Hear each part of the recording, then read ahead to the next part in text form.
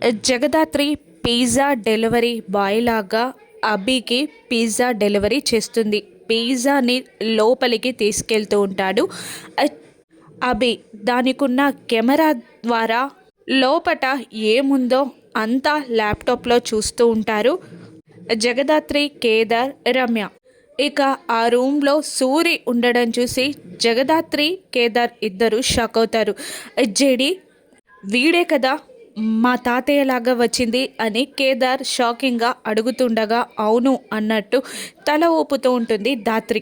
ఆ video footage మొత్తం సాధు సార్ చూసి జేడీకి కాల్ చేస్తారు. ఈ ఎవిడెన్స్ చాలు జేడీ, నేను మెజిస్ట్రేట్ దగ్గర నుంచి సెర్చ్ వారెంట్ తీసుకుంటాను అని అంటూ ఉంటాడు. సాధు సార్ అవసరం లేదు సార్ అంటుంది జేడీ.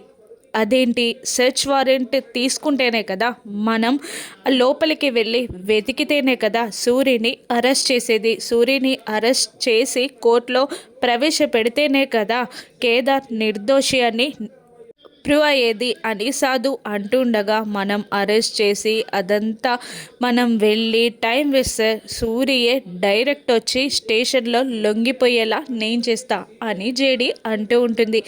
ఇక సాధు అలాగే అని ఒప్పుకుంటాడు.